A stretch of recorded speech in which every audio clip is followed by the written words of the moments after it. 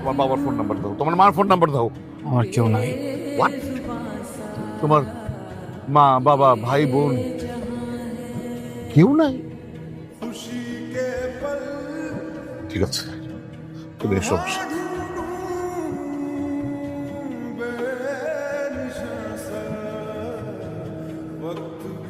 বিয়েটা তো হয়ে গেছে না, সংসারটা করি। কিসের সংসার? আমি আপনার বলছি আমি সংসার করবো, আমি আপনার বলছি আমি আপনার বিয়া করবো। হ্যাঁ,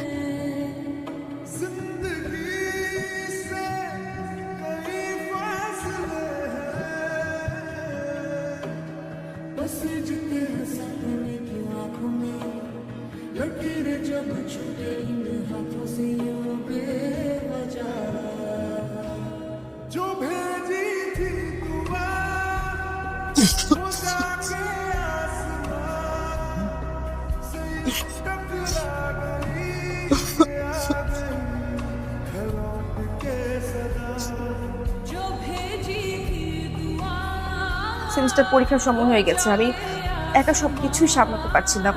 হয় তুমি আমার পড়াশোনার দায়িত্ব নাও, না হয় আমার এই শহরে থাকা খাওয়ার ব্যবস্থা করো প্লিজ। আমি একা পারছি না সাহেব। কারণ আমি বিশ্বাস করতে পারতেছি না যে তুমি আসলেই ভালোবেসে আমার সাথে আছো নাকি আমার সবকিছু দেখে আছো। I am really confuse. তুমি যদি আরো লেট করো সেমিস্টার ফি দিতে তাতে কোনো সমস্যা ছিল না। ব্যাপারটা হলো তুমি একটা ফাঁকিবাজ মেয়ে, ঠিক মতো লেখাপড়া করো না। Sir sir please sir sir sir এবারের মতো একটা শেষ সুযোগ দেন স্যার প্লিজ।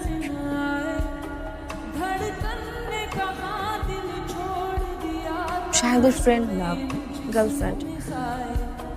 ও আমাকে লাস্ট 1 বছর যাবত বিয়ের কথা বলে ঘোরাচ্ছে, বিয়ে করছে না। ও একটা গোল্ড ডিগার বাবা, ও টাকা পয়সার লোভী। মুখ সামনে কথা বলো তুমি। কি মুখ সামনে কথা? কি বলতে চাও তুমি? কেন আসছো আমার বাসায়? কেন আসছে বোঝো না তুমি? তুমি বিয়ের কথা বলে কেন ঘোরাচ্ছ? বাবা, শি ওয়াজ ম্যারিড। আমি মানি ওর সাথে আমার রিলেশনশিপ ছিল, বাট আমি কোনোভাবেই জানতাম না বাবা রিলেশনশিপের আগে দ্যাট ও ম্যারিড ছিল। ওর হাজবেন্ডকে ডিভোর্স দিয়ে আসছে আমার কাছে। আমি শুরু থেকে বুঝতে পেরেছি যে তুমি একটা অসভ্য ফ্যামিলি থেকে এসছো, না হলে এখানে এসে এইসব কথা বলতে না। তুমি বিয়ে করেছো, তারপরে আমার ছেলের সাথে সম্পর্ক করেছো। তুমি আমাদের ফ্যামিলি সম্পর্কে জানো? আমি রেডি হচ্ছি, অফিসে আসতেছি। আজ থেকে আপনাকে কাজে আসতে হবে না। আমাদের এখানে আসলে সব মানুষের চাকরির ব্যবস্থা আছে। কি মনে হয় গতকাল বাড়িতে গিয়ে সিক্রেট করে এসেছেন? ওনারা তো আসলে আমাদের ক্লোজ ফ্রেন্ড। ওখান থেকে ফোন এসেছে, আপনি যে ধরনের ঘটনা ঘটিয়ে এসেছেন, তারপর আপনার চাকরিটা আসলে উই আর রিয়েলি সরি। 20,000 টাকা ফেরত।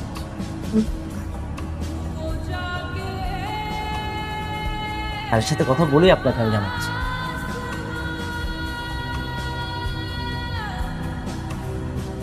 সন্দেশ, আমি তোমাকে এখানে দেখে খুব খুশি হয়েছি। কি নাম আপনার? রুহি। রুহি, আমি কি আপনাকে চিনি? রহিম, সরি আপনার চাকরিটা হচ্ছে না, আপনি বুঝতে পারেন। স্যার কি বলেন? আপনি না একটু আগে বললেন আমার সবকিছু ওকে আছে, আমি তো ভেবে ফেলেছি আমার জবটা হয়ে গেছে। আপনি বলেছেন আপনি বললে জবটা হয়ে যাবে, তাহলে জবটা কেন হচ্ছে না? রহি, আমি কিন্তু আপনাকে একটু আগে আরেকটা কথা বলেছিলাম যে আমাদের এমডি সাহেব যদি আপনাকে শিওর না করে সেক্ষেত্রে আমরা আপনাকে শিওর করতে পারবো না। আমি কাজটা মন দিয়ে করবো স্যার। স্যার প্লিজ আমাকে জবটা দেন sir, please sir, please sir, please sir. Sir আরে রোহিত, জি স্যার, জি sir, okay sir, please Rohit, আপনার চাকরিটা হয়ে গেছে। জি স্যার। আপনার চাকরি হয়ে গেছে, আগামীকাল থেকে আপনার জয়েন। Thank you sir.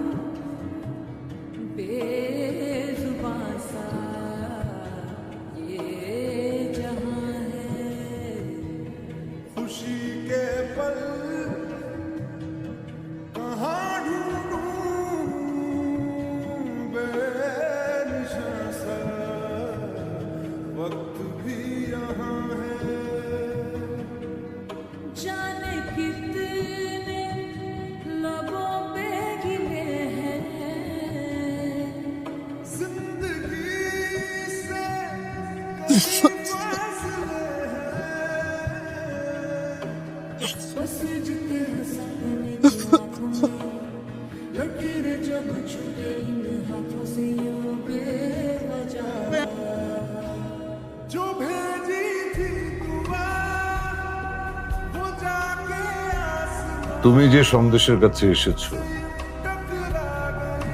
সে তো তোমার কেউ না। তোমার যে হাজবেন্ড ছিল সে তো ওই দিনই মরে গেছে। আঙ্কেল, আমি অনেক বড় ভুল করেছি।